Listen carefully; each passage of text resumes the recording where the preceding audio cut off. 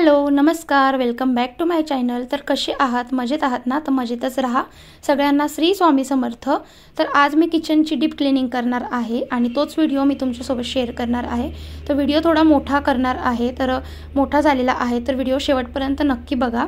तर सगळ्यात आधी किचनमध्ये काय केलं ना की किचन ओट्यावरती जे काही सामान होतं, मिक्सर म्हणा, तेलाची मिठाची बरणी म्हणा, सगळं रिकामं करून घेतलं। म्हणजे लवकर पुसता सुद्धा येतं आणि मोकळं असलं की आपल्याला अडचण देखील होत नाही। त्यामुळे त्यानंतर बघा गरम पाणी केलं। गरम पाणी केल्यानंतर त्यामध्ये निरमा घातली। तर निरमा घातल्याने काय होतं ना की जे आपले स्टँड, गॅसची स्टँड, बर्नर जे असतात ना, त्यामध्ये जर भिजत घातली ना तर लवकर चिकट वगैरे थर किंवा गंजलेलं जरी असेल तर लवकर निघून जातं। त्यामुळे थोडं वेळ भिजत घातलं आणि गॅस थोडासा मी त्या साईडला सरकून घेतलेला आहे, कारण मला आज पूर्ण टाईल्स क्लिनिंग करायचे आहेत। पूर्ण टॉपपासून तर बॉटमपर्यंत पूर्ण मला क्लीन करायचे होते। तर माझ्या इतके टाईल्स खराब होत नाही, पण आता सण वगैरे आलेला आहे, गुढीपाडवा आहे, त्यामुळे मग किचनची डीप क्लिनिंग करणं खूप गरजेचं होतं। सण आला की आपल्या घरात जो उत्साह असतो ना तो वेगळाच असतो। त्यामुळे विचार केला की आज किचनचं नीट क्लीन करून घेऊया। आणि त्यानंतर मला किचन ऑर्गनाईजसुद्धा करायचं आहे। मी किचनचे डेकोर ज्या वस्तू असतात त्यासुद्धा मी मागवलेल्या आहेत। तो सुद्धा तुम्हाला रूटिंग म्हणजे मेकओव्हरचा रूटिंग तुमच्यासोबत शेअर करणार आहे। त्यामुळे विचार केला की आपण किचन डीप क्लिनिंग करून घेऊया, म्हणजे नंतर ऑर्गनाईज करायला अगदी सोपं पडतं। तर बघा आता ज्या टाईल्स आहेत ना वरच्या, त्या अगदी टॉपपर्यंत पुसताना काय होतं ना की मी घासणीचा वापर करते आणि निरमाचं किंवा लिक्विडचं पाणी करून घेतलं साबणीचं, आणि त्यामध्ये कसं आहे ना सोपं पडतं अगदी। पूर्ण टॉपपासून पुसायला जर घेतलं ना तर अगदी मी घासूनच घेत असते। पाणी करून घेतलं फेसाचं वगैरे आणि मग घासणी सगळं घासून घेतलं। पूर्ण कानाकोपरा धुळीचा वगैरे तर नाही म्हणता येणार, पण थोडंसं चिकट वगैरे झालेलं होतं आणि जाळं वगैरे लागलेलं होतं। त्यामुळे विचार केला ना किचन अगदी आपलं क्लीनच करून घेऊया आज। तर इतर वेळी मी काय करत असते ना की हाफ किचन मी क्लीन करत असते, जसं की किचन काउंटर आणि हाफ टाईल्स। तर पण आज मला पूर्ण टाईल्स क्लीन करायच्या होत्या आणि आपल्याला महिन्यातून एकदा ही क्लिनिंग करणं खूप गरजेचं असतं, कारण आपल्या घरामध्ये आपला किचनच एक असा महत्त्वाचा भाग असतो ना, तर आपण तिथे जास्त वेळ आपण राहत असतो। त्यामुळे मग आपला किचन अगदी स्वच्छ दिसला पाहिजे। त्यामुळे तर किचनमध्ये जेव्हा टाईल्स घासत होते ना तर त्यावेळेस मी घासणीने लिक्विडनेच घासून घेत होते आणि एकीकडे ओला कपडा करून, म्हणजे मला अगदी पाणी टाकता येत नव्हतं, कारण खालती वायफाय होतं, वायफायचं कनेक्शन तिथेच असल्यामुळे मला पाणी वगैरे टाकता येत नव्हतं आणि मी ओला कपडा करूनच 2 पाण्याने मी असं छान पुसून घेत होते। त्यानंतर वरच्या जेवढ्या टाईल्स होत्या, एक बाजूच्या ज्या टाईल्स होत्या, 2 काउंटर आहेत एल शेपमध्ये, तर वरची जी गॅसच्या वरती जी टाईल्स आहे ती सगळं पुसून आणि घासून झालेली होती। आणि त्यानंतर मग आता खालचं क्लिनिंग करायला घेतलं। तर हाफ टाईल्स मला खालतून पुसता येते, जितकं माझा हात पोहोचत होता तितकीपर्यंत मी सगळी टाईल्स घासून घेत होते आधी। आणि खालती जी टाईल्स असते ना तर तीच थोडीशी खराब होत असते जास्त। इतर वेळी रोज पुसल्यामुळे कसं आहे ना डीप क्लिनिंग वेळेस अगदी जड जात नाही आणि जीवावरसुद्धा येत नाही। त्यामुळे मग अशी क्लिनिंग रोजच्या रोज आपण केली ना की मग आपल्याला किचन ओटा पुसायला अगदी सोपं वाटतं आणि इंटरेस्ट देखील वाटत असतो। तर बघा गॅसची जी मागची टाईल्स आहे ती छान घासून घेतली। त्यानंतर ओला कपडा करून सारखं 2 पाण्याने जर पुसून घेतलं ना तर अगदी क्लीन होऊन जातं, पाणी वगैरे टाकायची सुद्धा गरज पडत नाही। त्यानंतर पुढचं म्हणजे किचन काउंटर। तर किचन काउंटर मी काय करते ना घासून घेत असते। तर किचन काउंटर घासताना लिक्विडचा वापर करते आणि काही चिकट वगैरे होत नाही। आपण रोजच्या रोज सफाई जर व्यवस्थित जर ठेवली तर किचन अगदी स्वच्छ राहायला मदत होतं। तर किचनमध्ये जो काउंटर असतो ना तो आपला थोडासा जो कॉर्नर वगैरे असतो ना तो चिकट होत असतो, तेलकटाचे डाग लागतात किंवा काही सांडलेलं असतं, ओतू गेलेलं असतं, त्याचंच ते सांडल्यामुळे चिकट होत असतं। तर मग तिथलाच भाग मला जास्त घासावा लागला आणि ओला कपड्याने छान असं पुसून घेतलं। एकदा पुसून घेते, नंतर परत पाणी टाकून वायपरने क्लीन करून घेते। पुसल्याने काय होतं ना की जे पाणी वगैरे काही साबणीचा फेस असेल ते क्लीन करून घेतलं। गॅस उचलून परत या साईडला ठेवून घेतला आणि आता गॅस घासण्याची बारी होती, कारण गॅस माझा भरपूर वेळा मी क्लीन करत असते, घासूनच घेत असते, पण आता किचन पूर्णच डीप क्लिनिंग करायचं म्हटलं की मग गॅससुद्धा मला घासावेच लागणार होते। त्यामुळे आता बर्नर छान काढून घेतले। तर बर्नरसुद्धा कसे घासायचे, कसे क्लीन करायचे ते सुद्धा पुढे दाखवणार आहे। तर व्हिडिओ बिलकुलही स्किप करू नका, छान छान मी अशा टिप्स तुमच्यासोबत शेअर करणार आहे। तर काय होतं ना की गॅस घासताना ना आपण जी घासणी वापरतो ना ती अगदी स्पंजसारखी किंवा नरम घासणी आपल्याला घ्यायची आहे. जास्त तारीची घासणी नाही घ्यायची, कारण गॅस आपला जर असा काचेचा वगैरे असेल तर त्यासाठी तुम्ही नरम जी घासणी असते तीच घेऊ शकतात, कारण त्यावरती लगेच स्क्रॅचेस येतात आणि मग स्क्रॅचेस आले की किचन आपला जो गॅस आहे दिसायला चांगला दिसत नाही. त्यामुळे आणि जे कानेकोपरे असतात जळालेलं वगैरे असतं त्यासाठी तुम्ही तारीची घासणी किंवा ब्रश येतो तारीचा तो वापरू शकतात. तर माझं घर हे रेंटवर आहे आणि रेंटवर असलं म्हणून काय झालं ना, आपण रेंटचं देखील असलं आपण आपलं घर समजून आपलं घर स्वच्छ आणि नीटनेटकं ठेवायचा प्रयत्न करत असतो. आणि सण आलेला आहे त्यामुळे मग कसं आहे ना, घर पूर्ण आवरलं की आपल्या घरामध्ये अगदी फ्रेश वाटायला लागतं, पॉझिटिव्ह वाटायला लागतं. आणि दिवाळीला जशी आपण क्लिनिंग करतो तशी अधूनमधून आपण क्लिनिंग केली तर अगदी आपलं घर कसं आहे ना अगदी नीट आणि स्वच्छ राहायला मदत होते. आपण वर्षातून एकदा दिवाळीला क्लिनिंग करतो तशी आपण वर्षातून 2दा आपण ही क्लिनिंग केली पाहिजे, म्हणजे जास्त किचन म्हणा घर म्हणा काही जास्त खराब होत नाही. तर बघा आता गॅस छान असं घासून घेतला आणि काय होतं ना की ओल्या कपड्याने जेव्हा पुसायला घेतो ना तर ओल्या कपड्याने पुसलं की त्यावरचे जे थोडे थोडे बारीक कण असतात, खरगटे कण असतात ना ते गॅसवरती चिकटतात आणि मग परत मेसी दिसायला लागतो. त्यामुळे मग असं पाण्यानेच मी स्वच्छ करून घेत असते. पाणी वगैरे टाकून घेतलं की आपला गॅस अगदी चमकायला लागतो. तर आरशासारखा माझा गॅस आता चमकायला लागलेला होता आणि जे बटन आहे तिथे सुद्धा छान असं क्लीन करून घेत असते. तर आता बटन वगैरे पुसताना तिथे सुद्धा आतमध्ये तुम्ही छोटंसं बारीक काही सुरी वगैरे असेल त्याने तुम्ही बटन वगैरे क्लीन करू शकतात जे जास्तच खराब झालेले असतील त्यासाठी, किंवा जर बटन निघत असतील तर बटन काढून सुद्धा तुम्ही पुसू शकतात किंवा म्हणजे असं घासून घेऊ शकतात. त्यानंतर बघा आता जे टाईल्स आहेत म्हणजे काउंटर आहे, काउंटरवर छान असं पाणी टाकून घेतलं आणि एकदा वायपरने क्लीन करून घेतलं, म्हणजे जिथे जिथे पाणी वगैरे साचलेलं असेल साबणीचा फेस वगैरे असेल तर वायपरने सगळं क्लीन होऊन जातं. ह्या वायपरचा उपयोग किचनमध्ये अगदी म्हणजे खूप चांगल्या प्रमाणे होत असतो किचनमध्ये. तर वायपरमुळे काय होतं ना की आपलं किचन अगदी ना कोरडा राहण्यास मदत होते आणि किचन अगदी कोरडाच राहायला पाहिजे, कारण किचन जर अगदी आपला ओला जर असेल ओलाव्याने सुद्धा मुंग्या झुरळ येत असतात, त्यामुळे आपल्याला किचन कोरडाच ठेवायला मदत होते. त्यानंतर आता किचनचं ह्या साईडचं जे काउंटर आणि टाईल्स आहेत त्या क्लीन करून झाल्या. मग ह्या साईडच्या कॉर्नरच्या म्हणजे खिडकी जिथे आहे तिथला वरचा जो टॉपचा जो टाईल्स आहेत त्या घासायला घेतल्या आणि माझा हात जिथपर्यंत पोहोचत होता म्हणजे पूर्णच पोहोचत होता तिकडे सगळ्या मी टाईल्स घासून घेतल्या. आणि पुसताना काय होतं ना की कुठे पाय सटकायची भीती वाटत असते आणि थोडा पाय सरकतच होता, पण तरीसुद्धा डीप क्लिनिंग मला करायची होती. थोडं सांभाळून वगैरे जर काम केलं ना तर अगदी सोप्या पद्धतीने होतं. अगदी घाबरून वगैरे नाही करायचं, धावपळीत सुद्धा नाही करायचं. अगदी जितकं आपण चांगलं म्हणजे स्लो किंवा आपल्या म्हणजे जितके आपल्याला जमत असेल त्या पद्धतीने आपण करायचा प्रयत्न केला की काम अगदी सोपं वाटायला लागतं. आणि सकाळच्या मॉर्निंग वेळेला मी हे काम करायला घेतलं. शिवांश झोपलेला होता आणि मिस्टर तर ऑफिसला गेले होते, तर म्हटलं चला आता किचनची डीप क्लिनिंग करून घेऊया, म्हणजे दुपारच्या वेळी किंवा रात्रीच्या वेळी आपल्याला जास्त लोड येत नाही. आणि सकाळी काय होतं ना की आपलं सकाळचं काम जर आवरून झालेलं असेल ना तर आपण ह्या गोष्टी आपण दुपारच्या वेळी किंवा सकाळच्या मॉर्निंगच्या वेळी हे कामं आपण करू शकतो. अगदी आपले मुलं जर झोपलेले असतील किंवा जर टी व्ही बघत असेल खेळत असतील त्यावेळेस आपण हे जर काम काढलं ना तर आपलं काम अगदी लवकरात लवकर होत असतं. आणि अशा गोष्टी करताना ना आपल्याला आनंदसुद्धा वाटत असतो. आपण जर मनापासून हे काम करणार असेल तर आपलं काम लवकरात लवकर व्हायला मदत होते. आणि आपण जर अगदी अंगावर येऊन किंवा आपल्याला करायचा कंटाळा आलेला आहे अशा पद्धतीने करायला जर घेतलं ना तर ते काम आपल्याला अवघड वाटायला लागतं. तर छान असं काउंटर म्हणजे किचनच्या टाईल्स छान पुसून घेतल्या, वरच्या सगळ्या क्लीन करून घेतल्या.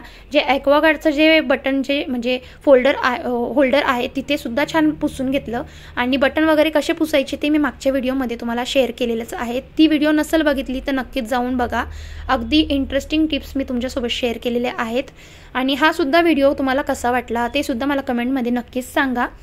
तर पुढचं म्हणजे असं की जे आपल्या खिडक्या आहेत ना तर खिडक्या खूप खराब होऊन जात असतात आणि खिडक्या घासायला काय करायचं ना की जो आपला धुण्याचा जो ब्रश असतो ना तो तुमच्याकडे एक्स्ट्राचा जर असेल तर मी हा एक्स्ट्राचा माझ्याकडे ब्रश आहेत ज्या खिडक्या म्हणा टाईल्स म्हणा घासण्यासाठी खूप कामात येतो.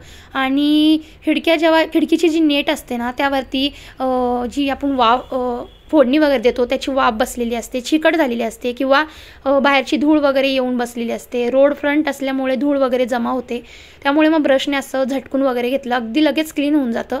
त्या मग खिडक्या घासायला घेतल्या. खिडक्या घासताना काय होतं ना की वायफायचं कनेक्शन असल्यामुळे मला तिथे जास्त पाणी टाकायला नव्हतं लागत, कारण वायफाय ओलं होण्याची शक्यता असते. तर अगदी थोडक्यात थोडं पाण्यामध्ये मी असं किचन अगदी क्लीन करून घेत असते. जास्त पाण्याचा सुद्धा वापर म्हणजे जास्त पाण्याचा सुद्धा वापर करत नाही. पाण्याची बचत वगैरे म्हणजे पाणी जास्त वाया जाऊन देत नाही. तर बघा आता खिडक्या छान असं घासून घेतलेल्या आहे. नेटची जी जाळी आहे ती सुद्धा घासणीने घासून घेतली. साबण घ्यायची, लिक्विड घ्यायचं किंवा निरमाचं पाणी असेल, जे काही तुमच्याकडे असेल तुम्ही ते पाण्याने तुम्ही असं खिडकी घासून घेऊ शकतात. अगदी मला काने कोपरे म्हणा, खिडकीच्या साईडचे जो कडप्पा आहेत, कॉर्नर आहेत, बारीक निरीक जे आतमध्ये जी खिडक्याच्या स्लायडिंगची जी जाळी आहेत, विंडोची जी स्लायडिंग असते, जागा असते, तिथं सुद्धा मला क्लिनिंग करायची गरज पडत होती. कारण मुंग्या होतात. ह्या उन्हाळा लागला की काय होतं ना की मुंग्या जुळं बाहेर निघतात आणि काय होतं, उष्णता इतकी आहेत ना की किचनमध्ये लगेच झुरळं दिसायला लागतात. त्यामुळे मग अशी किचनची स्वच्छता आपण नक्कीच ठेवली पाहिजे. किचनचं जर आपण स्वच्छता आणि क्लिनिंग जर अशा पद्धतीने जर केली ना, किचनमध्ये कोणतंही कीटक वगैरे किडे वगैरे येणार नाही. तर बघा आता छान असं खिडक्या वगैरे बोलता बोलता घासून घेतलेल्या आहेत. छान असं एकीकडे घासून घेतल्या की लगेच पाणी ओतायला सोपं पडतं आणि किचनसुद्धा अगदी स्वच्छ व्हायला लागतो. नेटच्या जाळीवरती पाणी टाकून दाखवते की बघा आता तुम्ही पाणी वगैरे निथरून गेलेलं आहे आणि किचनच्या ज्या खिडक्या आहेत अगदी छान दिसायला लागलेल्या होत्या, अगदी स्वच्छ दिसायला लागलेल्या होत्या. थोडीसुद्धा त्यावरती धूळ वगैरे राहिलेली नव्हती. तुम्ही सुद्धा अशा प्रकारे साफ करतात का, मला कमेंट करून नक्कीच सांगा. आणि व्हिडिओ थोडा जरी बघितला असेल, आवडला असेल तर लाईक करा, चॅनलला सबस्क्राईब करा. अशा छान छान माझ्या चॅनलवरती मोटिवेशनल व्हिडिओ मी घेऊनच येत असते. आणि एक लाईक नक्कीच करा, बेल आयकॉनला देखील प्रेस करा, म्हणजे माझ्या रोजचे व्हिडिओ तुमच्यापर्यंत सगळ्यात आधी पोहोचतील. आणि व्हिडिओ हा थोडासा मोठा झालेला आहे, कारण मला तुमच्यापर्यंत पूर्ण डीप क्लिनिंग कशी करते, कशा पद्धतीने क्लीन करत असते, सगळं मला शेअर करायचं होतं. त्यानंतर बघा आता खिडकीच्या बाहेर ज्या आपल्या जाळ्या असतात, ज्या म्हणजे पाईप्स वगैरे असतात, रॉड असतात, ते सुद्धा असे क्लीन करून घेत असते. ओल्या कपड्याने असे अगदी पुसून घेतले की अगदी स्वच्छ दिसायला लागतात. तुमच्याकडे डेटॉल वगैरे असेल, तुम्ही डेटॉलच्या पाण्याने सुद्धा क्लीन करू शकतात. म्हणजे काय होतं ना की बाहेरचे जे किडे वगैरे असतात त्या वासाने वगैरे येत नाही. किचन अगदी स्वच्छ दिसायला लागतो. बाहेरच जाळी वगैरे सुद्धा अशी क्लीन करून घेत असते. आता कपडा घेतला आहे, ओल्या कपड्याने छान असे कॉर्नर्स जे आहेत, कॉर्नर म्हणा, काही कोपरा म्हणा, जिथे साबण वगैरे राहिलेली असेल ती सुद्धा अशी छान मी क्लीन करून घेते ओल्या कपड्याने. त्यानंतर पुढचं असं की ॲक्वागार्ड जे प्युरिफाय असतं आपलं पाण्याचं, ते सुद्धा स्वच्छ घासणं किंवा स्वच्छ ठेवणं खूप गरजेचं असतं. जितकं आतून आपल्याला फिल्टर होऊन पाणी मिळत असतं, तसंच त्या पद्धतीने आपण वरतून सुद्धा क्लीन ठेवायचा प्रयत्न करायचा आहे. आणि पाण्यामध्ये कोणतेही कीटक वगैरे जायला नको, त्यामुळे पाण्याचा वरचा भागसुद्धा आपल्याला नीट घासून घ्यायचा आहे. आणि काय होतं ना की चिकट वगैरे होतो किंवा आपले जे हात लागत असतात, परत किचनच्या वाफेनुसार वाफ किचनमध्ये असल्यामुळे वाफेने सुद्धा चिकट व्हायला लागतं ॲक्वागार्ड. तर छान असं घासणीने आधी घासून घेतलं आणि पाण्याने वगैरे धुवून सुद्धा घेऊ शकता तुम्ही. मी पाण्याने पुसून घेत असते, ओला कपडा करूनच पुसून घेते, जास्त पाणजाळ वगैरे करत नाही. किचनची अशी क्लिनिंग जर केली ना तर आपल्याला कोणतंच काम अवघड वाटत नाही. तर बघा ॲक्वागार्ड छान असं पुसून घेत आहेत. तर त्यानंतर बघा ॲक्वागार्डच्या बाजूला जे छोटंसं फिल्टर असतं, पाणी फिल्टर होऊन जे जात असतं, त्या फिल्टरला सुद्धा घासण्याची गरज असते. बाजूबाजूची जी वायर असते, पाण्याचं जी फिल्टरची नळी असते, ती सुद्धा अशी घासून घेतली आणि मग ओल्या कपड्याने पुसून घेतली की त्यावरती बघा तुम्ही इतकी धूळ जमा झालेली असते, चिकट झालेली असते, वायर अशी चिकट झालेली असती, ती सुद्धा घासून घेत असते. आणि फिल्टर अगदी घासणीने घासून घेतलं की त्या बाजूला सुद्धा झुरळं वगैरे, मुंग्या वगैरे येत नाहीत आणि आपलं किचन अगदी नेहमी स्वच्छ दिसायला लागतं. त्यानंतर पुढचं असं की आता पूर्ण आपल्या वरच्या टाईल्स वगैरे माझ्या घासून झालेल्या होत्या, गॅस घासून झालेला होता, बटन वगैरे क्लीन करून झालेले होते. आता जो कॉर्नरचा भाग असतो ना, माझा एल शेपमध्ये जो ओटा आहेत ना, तो ओट्याचा जो एल शेप आहेत जिथे आपण म्हणजे मिक्सर वगैरे ठेवते मी, तिथे सुद्धा क्लिनिंग करायला लागते. कारण मिक्सरच्या इथे खरगटं वगैरे असतं किंवा जे मिक्सरमध्ये वाटण करतो त्यावेळेस जे सांडलेलं जे चिकट असतं किंवा म्हणजे खरगटं वगैरे चिकट भाग, तेलकट भाग जो असतो, नक्कीच मला तिथं क्लीन करायची गरज असते. कॉर्नर जो असतो ना, कॉर्नर आपला जास्तीत जास्त चिकट होत असतो आणि मग अशा पद्धतीने मी क्लीन करून घेते. सगळीकडे घासून घेतलं की पाण्याने अगदी क्लीन करून घेते. वायपर काय करते ना, वायपर मी एका म्हणजे आपलं मी कुकरची जी भांडी असतात त्यावरती मी वायपर ठेवून घेते आणि मग वायपर थोडंही वल्ल होऊन द्यायचं नसतं. आता बघा हे जे बटन आहेत, मिक्सरचं बटन आहेत ना, जिथे होल्डर वगैरे आहेत ना ते अशा पद्धतीने पुसून घेते। त्यावरती जे चिकट वगैरे थर असतील ना, बटनला हात लावतो आपण, माझे इतके काही खराब नसतात, पण मी तुम्हाला कशा पद्धतीने क्लीन करायचे ते दाखवलेलं आहे। तर कानाकोपरा असा अगदी क्लीन केला ना, आपलं बटन वगैरे म्हणा, टाईल्स, आता बघा या साईडच्या टाईल्स म्हणा घासून घेतलेल्या आहेत, घासून अगदी लगेच क्लीन होतात। आणि माझं कोणतंच सोल्युशन वगैरे वापरत नाहीत मी, माझ्याकडे कोणतंही ऑनलाईन प्रॉडक्ट वगैरे सुद्धा नाही आहेत। अशाच पद्धतीने मी किचन नेहमीच माझा चमकवत असते। बघा आता किचन ओट्याची जी किचन काउंटरची जी टाईल्स वगैरे म्हणा, किचन ओटा काउंटर म्हणा, असा डीप क्लिनिंग करून घेत असते। आणि याने काय होतं ना की आपलं किचन स्वच्छ जर राहिलं ना तर आपल्यालासुद्धा अगदी प्रसन्न वाटायला लागतं। आणि इतकी मेहनत करायला मला, ही व्हिडिओ शूट करायला मला अगदी 2 तास लागलेले होते। 10:30 वाजता मी लागलेली होती आणि आता वाजलेले आहेत 11:30। तर 1 ते 1.5 तासामध्ये इतकं किचन काउंटर मी डीप क्लिनिंग करून घेतलेलं आहेत। आणि दिसताना तुम्हाला अगदी इझी वाटत असेल किंवा अगदी सोप्या पद्धतीने मी दाखवण्याचा प्रयत्न केलेला आहे। 15 ते 20 मिनिटाची ही व्हिडिओ आहेत, पण मला या व्हिडिओसाठी 2 ते 2.5 तासाची मेहनत मला घ्यावी लागलेली होती। आणि नक्कीच एक लाईक करायला विसरू नका, खूप मेहनत लागते व्हिडिओ बनवायला। आणि तुम्हाला मोटिवेशनल करायला सुद्धा, म्हणजे आमच्यापासून जर थोडासारी फायदा होत असेल, तुम्हाला मोटिवेशनल वाटत असेल तर नक्कीच लाईक करा। त्यानंतर बघा आता छान अशा टाईल्स घासून घेतल्या, किचन काउंटर क्लीन करून घेतलं, घासून घेतलं। आता पाणी वगैरे टाकून वायपरने असं क्लीन करून घेतलं की कोणताच कपडा वगैरे मारायची गरज पडत नाही, वायपरने अगदीच आपला किचन ओटा असा क्लीन होऊन जातो। त्यानंतर पुढचं असं ना की मी थोडी व्हिडिओ फास्ट केलेली आहे, जास्त लॉंग नको व्हायला म्हणून। त्यामुळे आता बघा इथे ज्या माझ्या भिजवलेले जे स्टँड होते, प्लेट्स होत्या, बर्नर होते, ते कशा पद्धतीने साफ करते ते दाखवलेलं आहे। बघा घासणीच्या पद्धतीने तारीची घासणी वापरू शकतात किंवा जी तुमच्याकडे कोणती घासणी असेल त्याने तुम्ही हे प्लेट्स साफ करू शकतात। आणि जे आपले स्टँड असतात ना, गॅसवरती आपण जे स्टँड ठेवतो ना, ते आपल्याला अशा पद्धतीनेच क्लीन करायचे आहेत। आणि हे जे बर्नर आहेत ना, बर्नरसुद्धा बघा, बर्नर आपले काय होतात ना की इतके बर्नरसुद्धा असतात ना, तर आपण जे काही फोडणी देतो किंवा काही आपण स्वयंपाक बनवतो ना, त्यावेळी या बर्नरच्या जे होल असतात ना बारीक, त्यामध्ये घाण अडकलेली असते। तर त्याने काय होतं ना की आपला गॅस आहे ना स्लो चालायला लागतो, आपल्याला समजत नाही की गॅस स्लो का झालेला आहेत। आणि अशा वेळी काय होतं ना की आपला गॅस जास्तीत जास्त नाचतो सुद्धा आणि संपायला लवकर देखील लागतो। आणि आपण हे होल जे आहेत ना, बर्नरचे होल आहेत ना, अशा ब्रशच्या छोट्याशा ब्रशने आपण क्लीन करू शकतो, मोकळे करू शकतो। हे होल अगदी मोकळे झाले ना तर गॅस आपला अगदी मोठा आणि फास्ट चालायला लागतो आणि आपल्या गॅसची सुद्धा बचत व्हायला लागते। तर अशा पद्धतीने मी बर्नर साफ करत असते।